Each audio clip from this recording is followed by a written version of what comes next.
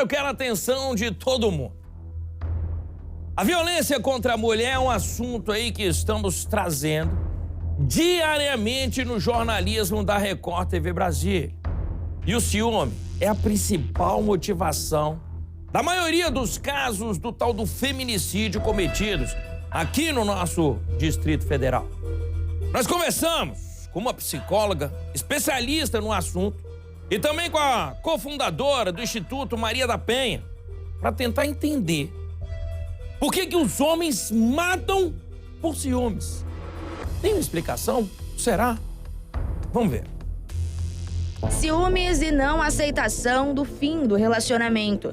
Esses foram os argumentos usados pelos assassinos em pelo menos 90% dos casos de feminicídio no DF. Dados que chamam atenção para uma triste realidade associada ao sentimento de posse. A gente precisa pensar numa sociedade que ainda romantiza os ciúmes, né? Que acha que o ciúmes é prova de amor, né, que romantiza de que o ciúmes masculino seria uma forma de cuidado. Né? Então é muito comum que no início as mulheres não percebam esses ciúmes como algo prejudicial, porque ele é apresentado como uma preocupação, como um cuidado, né? Então eu vou te levar até a parada de ônibus porque tá perigoso lá fora e não necessariamente porque eu não confio em você.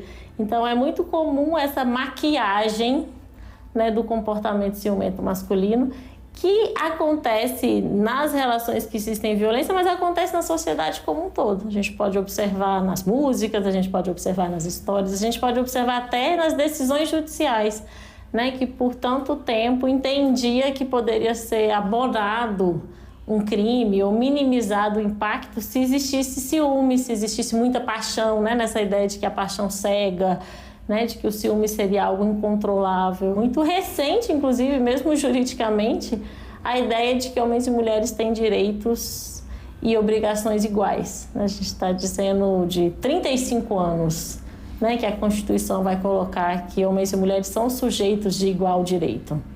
E isso impacta na forma como as relações se dão e têm se dado, né, na sociedade, não à toa. Tantos comportamentos e tantas situações de violência e tantos feminicídios acontecendo nessa recusa do direito das mulheres. As desculpas usadas pelos agressores preocupam. Isso porque a ideia de que alguém seja propriedade de outra pessoa pode terminar em tragédia. Comportamentos como esse podem estar relacionados ao machismo, misoginia, insegurança e ao medo de perder o controle sobre a parceira. O quanto as mulheres, lidando com as limitações, as frustrações, né, reconhecem os ciúmes dela como algo que elas precisam cuidar, pensar, entender, né, e lidar com isso de diferentes formas. Mas o quanto, quando isso aparece para os homens, vem numa ideia de que se eu estou sentindo ciúmes ou se eu estou incomodado, ela precisa se ajustar para que eu não me incomode, né? Então essa demanda de, então você vai deixar de falar com uma pessoa, você não vai visitar sua família, você vai sair do seu trabalho, você vai usar um aplicativo que eu sei a sua localização, né? Então essa exigência de controle sobre o outro como uma desculpa para minimizar os incômodos ciumentos, né? E uma desculpa, né, que é muito perigosa, porque se aumenta o controle, você aumenta a recusa, a negativa do outro, né? Você não reconhece o poder da outra pessoa, o desejo da outra pessoa, né? Isso é muito próximo de uma situação de violência, né? Desde que a Lei Maria da Penha foi criada em 2015, foram registrados 175 casos de feminicídio na capital do país. Apenas este ano foram 26 casos.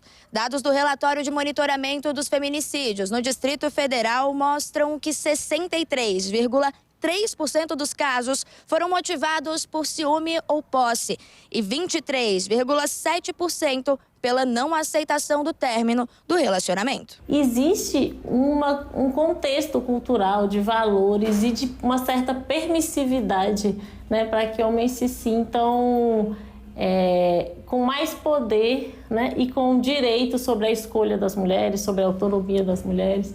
Né? Então, por que são os homens que estão matando por ciúmes? Ciúmes é um sentimento humano, né, que homens e mulheres sentem, né? Mas por que ele é associado a uma violência na experiência masculina?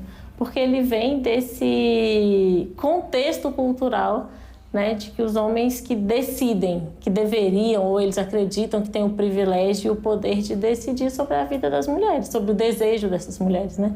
Então, seja não aceitando o relacionamento, seja não aceitando que elas não queiram mais o relacionamento, seja achando que tem o poder de decidir se elas vão ou não trabalhar, né, ou ter amigas, ou ter uma vida à parte, né? A cofundadora do Instituto Maria da Penha explica que existem várias formas de violência e que, por isso, é preciso ficar atento a todos os sinais. E a gente tem sinais dessa violência que muitas vezes as pessoas, não vou dizer as mulheres, mas elas naturalizaram, como você falou, um relacionamento. Está sempre com uma atitude de expor, desqualificar, desvalorizar a imagem, a narrativa daquela mulher. Se ela vai tentar fazer um concurso, ele diz que ela não vai passar, porque ele começa a trazer histórias de pessoas que tentaram e não conseguiram. Então, qual é o primeiro sinais? Mesmo numa tal da brincadeira, que chamam que é brincadeira, sempre as brincadeiras, as piadas vão ser no tom de desqualificar, desvalorizar aquela mulher. Segundo, comparar essa mulher com outras mulheres. Eu deveria ter casado com fulana, eu deveria ter falado com cicrana. Existem sinais que a gente consegue identificar quando o autor da violência, ele é narcisista. Ou seja, ele pensa apenas no seu ego, em satisfazer as suas vontades, em dizer o que ele bem quer e entende e deixar a mulher naquele lugar. Qual é o lugar? O lugar do desprezo, o lugar da submissão, o lugar do desconforto, o lugar da insatisfação, o lugar do empobrecimento da sua dignidade. Depois do ciclo de violência, vem o pedido de desculpas. E é neste momento que muitas mulheres acabam perdoando o agressor. Os pedidos de desculpas, não é? E no pedido de desculpas está o quê? Você é muito bonita, eu amo você demais, eu fiz isso porque me atormenta a ideia de te perder. Eu fiz isso porque existe uma ameaça lá no trabalho de muitas pessoas serem desligadas e a gente pensou em mim naquela casa, a gente pensou naquele terreno e eu estava muito nervoso. Bom, a partir de todas essas desculpas e tantas outras que faz parte, não é, do vocabulário, das ideias que norteiam a órbita da cultura machista, essa mulher, então, ela repensa, não é? Ela chora, mas ela perdoa. E no momento que ela perdoa, e por que ela perdoa? Porque ela traz à memória, não é, as lembranças, não é, dos primeiros encontros, não é, das primeiras promessas. Então é isso que vai, de uma certa maneira, alimentando nessa mulher a esperança de que ele vai mudar. Segundo dados do Fórum Brasileiro de Segurança Pública, a maioria dos feminicídios é cometido por ex-companheiros das vítimas. Os dados alertam para a importância da denúncia. O número de mulheres que não denunciam e que morrem é muito maior, é 4 vezes maior, tá, do que as mulheres que denunciaram e que, infelizmente, não é, elas foram assassinadas. A mulher, quando ela denuncia, ela tem a rede ela precisa se levantar e acolher essa mulher. Existem vários mecanismos, existem vários entes, equipamentos que podem ajudar essa mulher em situação de violência. Em março deste ano, câmeras de segurança flagraram o momento em que uma mulher é atacada dentro de um bar, na Rua 8 de Vicente Pires. Ela foi esfaqueada 9 vezes. O homem, identificado como Lucas Nascimento da Silva, foi preso e disse à polícia que teria tentado matar a mulher porque ela não quis reatar o relacionamento com ele. A mulher, por muita sorte, sobreviveu. Dados mostram que mais de 77% das tentativas de feminicídio que aconteceram entre 2015 e 2023 também foram motivadas por ciúmes ou posse. Mesmo assim, foi só este ano que o Supremo Tribunal Federal declarou inconstitucional o uso da chamada tese da legítima defesa da honra em julgamentos de crimes de feminicídio. Denúncias de violência contra a mulher podem ser feitas para a Polícia Militar, pelo 190, para a Central de Atendimento à Mulher, pelo 180 ou em uma das delegacias especiais de atendimento à mulher, que funciona 24 horas por dia. Quando esse argumento passa a ser plausível, né, e a justiça torna isso plausível, isso mostra o quanto existe uma violência institucional que as mulheres sofriam mesmo em julgamento, mesmo depois de mortas, né? É comum um julgamento de um feminicídio, né, ser discutido a honra de uma mulher ali, né? A honra, de novo, entre aspas, né? Então, como se fosse diferente se aquela mulher assassinada fosse uma trabalhadora ou uma mãe de família, né? Então, esses termos, muitas vezes, ainda são usados até para se apresentar uma mulher que foi vítima, né? Então, mostra essa violência institucional e, ao mesmo tempo, isso traz a responsabilidade para o Estado de recuperar uma dívida histórica que o Estado tem com as mulheres, a sociedade tem com as mulheres. Não só um homem X ou Y, mas é um problema estrutural. Então, acho que essa queda, né, da lógica da legítima defesa da honra vem para trazer uma punição mais forte para os crimes de feminicídio, né, que pode trazer uma maior conscientização também para os crimes de violência contra as mulheres, né, antes de chegar a um ponto de um feminicídio. Né? Então, acho que tem uma reação em cadeia, né, para a gente, inclusive, parar de tratar o feminicídio como um crime passional.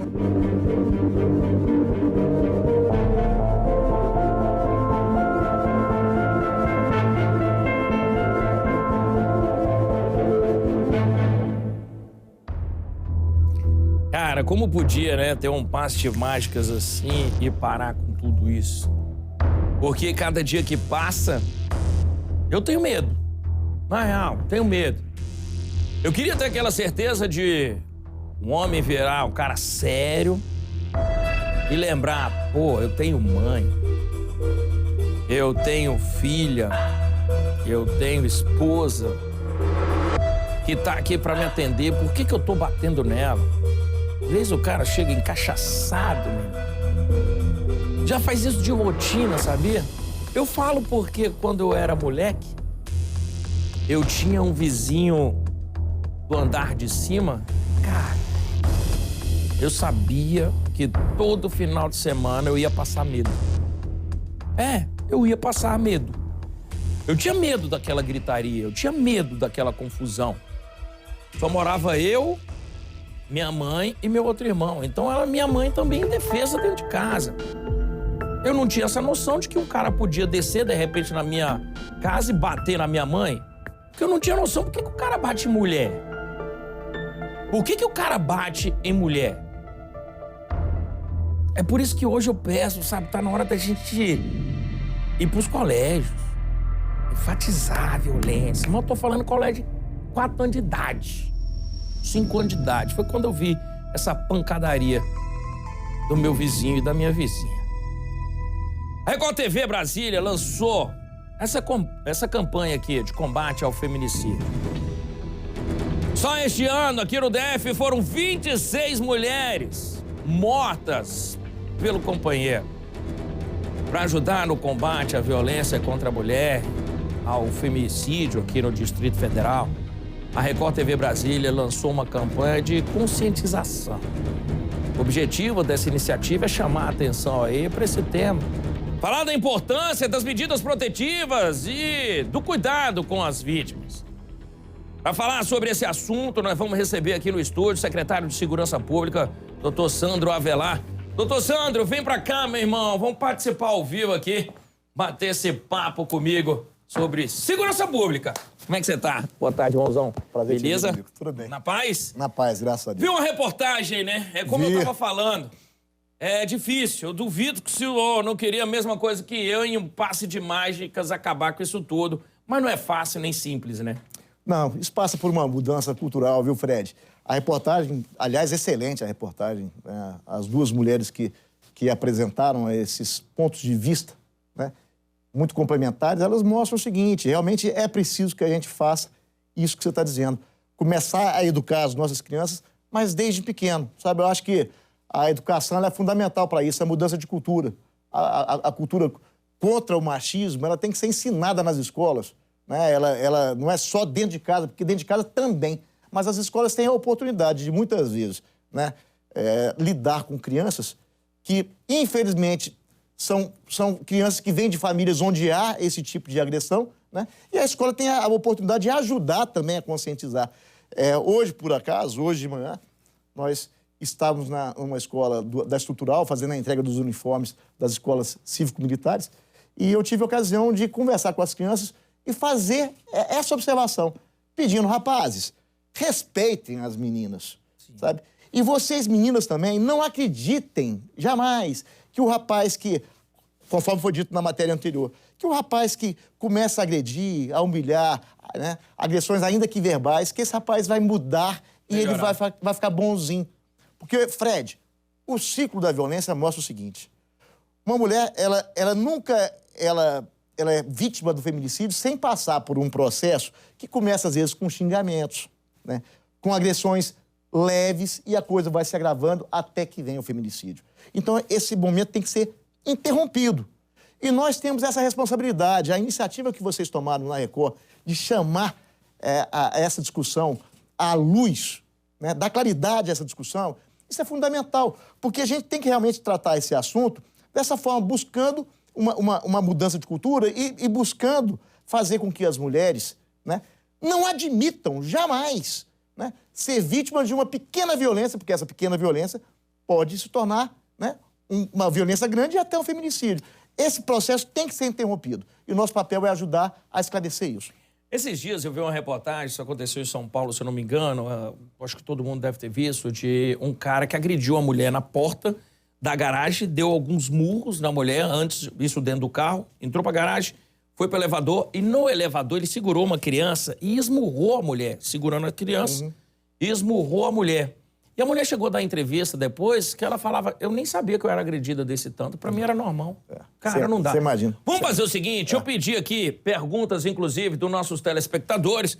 O Marcelo é lá da Ceilândia e ele mandou aqui. Boa tarde. Quero perguntar para o secretário de Segurança por que tem mulheres que têm medidas protetivas e ainda estão morrendo. Acontece, né? Olha, é uma minoria, sabe? Os dados estatísticos comprovam que as mulheres que têm medida protetiva, eventualmente, ainda assim são vítimas, mas num percentual infinitamente menor do que aquelas que não têm medida protetiva. Então, esse tipo de mensagem, a imprensa é importantíssima nesse aspecto, tem que esclarecer, como foi dito na matéria anterior, né? É preciso esclarecer que o socorro do Estado ainda é necessário. As mulheres têm que procurar o Estado, sim, têm que denunciar, têm que buscar as medidas protetivas. E a gente tem, inclusive, procurado dar agilidade na entrega dessas medidas protetivas, né? As medidas protetivas podem depender do judiciário, quando, por exemplo, determinam que aquele agressor seja obrigado a usar tornozeleira eletrônica, mas nós estamos também criando uma medida protetiva que é mais ágil, que é a entrega de equipamentos para aquelas mulheres vítimas de agressão nas nossas próprias delegacias, né? Isso vai acelerar esse processo e permitir que a mulher, então, busque um socorro mais rápido. Mas eu insisto, sabe? A gente tem que chamar atenção para isso. As medidas protetivas ajudam, é preciso buscar o apoio do Estado. Não pensem que, estatisticamente, o número de mulheres que, com medida protetiva, vêm sendo vítimas, assim como as que não têm. Não é assim. As que não têm são vítimas num percentual muito maior. Cara, eu não lembro de quando era esse dado, era 600 e tantas medidas protetivas, gente, faz diferença, porque senão não tinha 600 mulheres mortas, né? Tinha 600 mulheres mortas aí. Então a gente tem medida protetiva e medida protetiva está funcionando. O nosso pessoal da PM faz o Provida aí, né? Provide. Desculpa, que é a coisa mais linda do mundo que eles fazem com as mulheres, viu? A Ruth, ela só não falou de onde ela é, mas está aqui. Olá, boa tarde. Fui vítima de violência doméstica. Minha única saída foi fugir de casa, fugir para outro estado e recomeçar. Acho que deveriam dar suporte para quem só tem essa saída, de deixar tudo para trás e recomeçar tudo de novo, né? A saída que ela achou, mas se ela quiser ficar dentro do estado, nós temos suporte para ela, né? Mas a Ruth falou uma coisa muito certa, sabe? O Estado tem que se preocupar com aquela mulher que precisa do apoio do Estado para se desfazer daquele criminoso que é o seu companheiro, que é o seu agressor. E, infelizmente, nós ainda temos mulheres que, às vezes, têm a dependência econômica. Então ela se submete a isso daí, ela aceita as agressões, porque ela prefere as agressões do que estar na rua sem condições econômicas de se manter ou manter os próprios filhos. Então, o governador Ibanez, recentemente, ele criou uma bolsa para as crianças órfãs. Mas nós estamos indo além. O governo está criando meios agora de criar mecanismos que permitam a essas mulheres vítimas de agressão que também tenham recursos para não ter que se submeter a isso daí. E aí, Fred, entra mais uma vez a ajuda transversal da iniciativa privada, né, do comércio, que a gente tem um projeto de que essas mulheres tenham preferência nas vagas que sejam ofertadas de emprego. Que elas tendo um emprego, tendo condições de se manter, elas muitas vezes não se sentem obrigadas a permanecer com o agressor. Cara, isso aí é importantíssimo. Eu venho postando, inclusive, minhas redes sociais aí. É o que eu sempre mostro, todo o meu trabalho político, né? Todo o meu trabalho político. Aqui eu sou um apresentador, mas é um apresentador que pega de toda a reportagem um pouquinho para fazer política. E ali eu mostro o meu trabalho político. Tem, então, para os órfãos do feminicídio, que isso é muito grave. O governador Ibanez Rocha já pensou nisso, como o senhor também falou. O governador Ibanez Rocha também já pensou nas mulheres vítimas de violência. Vocês têm prioridades aí, em vários casos aqui no DF, inclusive em conseguir um emprego. É diferente o nome dela, mas deve ser Marli. Boa tarde, Fred. O que acontece com as mulheres não fazer isso, denúncia, e que elas temem, porque depois da denúncia a situação fica pior. O agressor faz ameaças de matar, e se a denúncia for feita, este é o grande medo de denúncia. Aí eu pergunto por que, após a denúncia, as autoridades soltam o agressor. Olha, essa questão ela é seríssima. Nós estamos procurando, há uma soma de esforços dos órgãos do Estado, há uma soma de esforços das polícias, Ministério Público, Defensoria, Poder Judiciário, no sentido de dar mais agilidade a isso aí, né? Garantir o afastamento do agressor. Na Secretaria de Segurança Pública nós temos 2 projetos que são muito bons nesse aspecto, que é o Viva Flor, né, e o DNPP, que é a garantia de que aquela mulher que denunciou e recebeu o apoio do Estado, eles recebem equipamentos eletrônicos onde, mesmo a mulher, né, às vezes não tendo a intenção de denunciar a aproximação do agressor, né, a própria tornozeleira, naquele caso, quando ele se aproxima de um raio, né, de 500 metros, o nosso dispositivo é acionado automaticamente e a Polícia Militar rapidamente entra em contato com o agressor, perguntando o que você está fazendo aí, né, e rapidamente já se desloca para poder interpelá-lo. Então, assim, há um esforço muito grande em dar agilidade nesse atendimento. As dificuldades, Fred, são imensas. A maior parte desses crimes acontece em ambiente doméstico.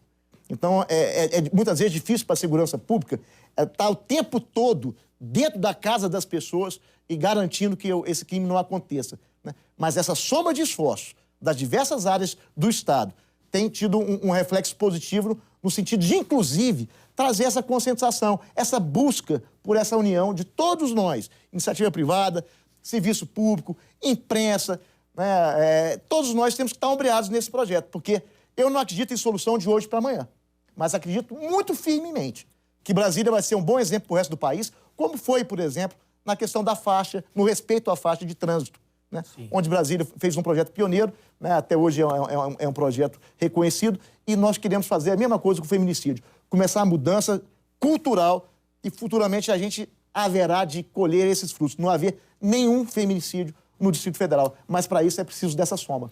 Eu preciso, inclusive, que o senhor venha com a secretária de Educação, o senhor secretário de Segurança, vamos fazer isso dentro dos colégios também. Agradeço a vinda do senhor aqui hoje ao vivo para a gente esclarecer muita coisa para o público. Pode contar comigo, pode contar com a Record TV Brasília, que nós estamos nessa guerra juntos, beleza? Não tenho dúvida disso, Fred. Você é um parceiro, agradeço demais mais uma vez a oportunidade. Obrigado, viu, irmão? Vai com Deus aí, com Deus. Valeu. Valeu. Obrigado, Tchau. equipe, também.